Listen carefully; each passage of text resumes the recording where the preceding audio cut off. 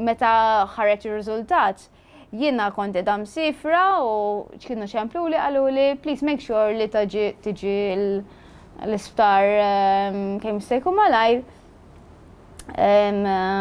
ħalli nkellmuk speċi ta' ovvjament.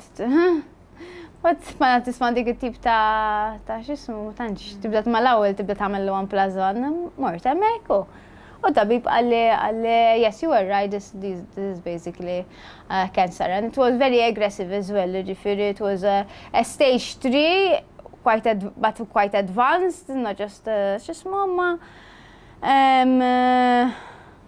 and also initially the tests resulted in what we call a triple negative, ġifieri that no hormone was actually responsive to it. But at a later stage sabu that there was an estrogen. So mill-bidu kienet daqsxejn ħafna teoriji x'kien hemm mhux ma kien hemmx.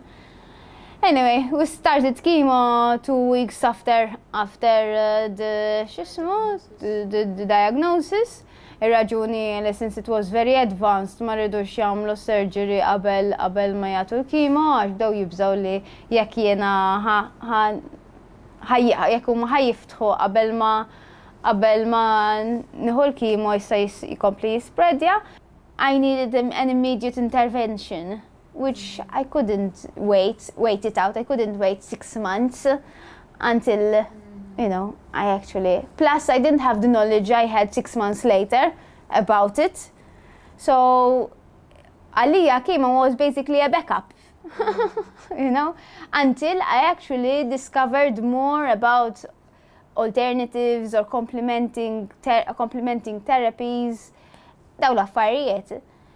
And that's why I believe li ħat result li ħat għax I used conventional treatment together with the less conventional routes, such as like the type of nutrition, supplements, meditation. I used oils and essential oils, aromatherapy with it, homeopathic remedies, psychological help. So basically, meta taqgħod daw l-affarijiet kollha f'daqqa, when you actually realize that most cancer patients actually had cancer most of the time after a traumatic experience. And basically this makes your body, your immunity kind of goes very low.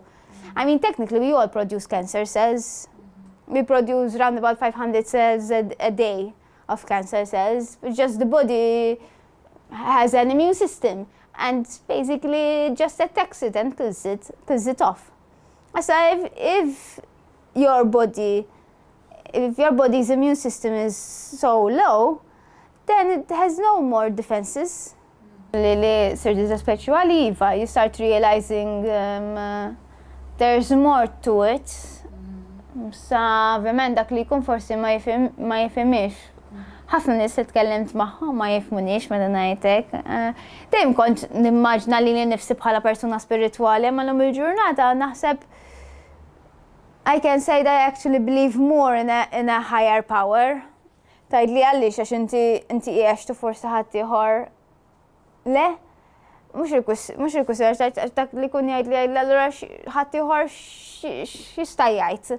Speċi ta' li allura dan il-persuna ma kellux connection, spiritual connection, but you start when you pass through a traumatic experience, jew bħala diagnose, jew accident li jinnexxilek ovvjament somehow, I don't know, you just feel very different about things. You start appreciating things more. And that's when I got into this whole epigenetics and how the environment affects us and how it can alter our DNA, literally alter it, literally. And how the brain actually have a healing power on our bodies, and how, for example, smoking actually is an imbalance into your body and need an emotional need, maybe. So that's why it's also important. That's why the meditation comes in, because you start the synapses of the brain, you start unwiring the brain during meditation, so that you can create different wiring, which basically means thoughts. And repeated thoughts are beliefs, and beliefs are basically what we believe that life is all about. If you say like life because life is hard, that's a belief. That's because you have repeated that thought over and over again. So you can't just say because dik hija realtà, għax ngħidlek dawn affarijiet il-ġermet meta niġi biex nitkellem għan-nies.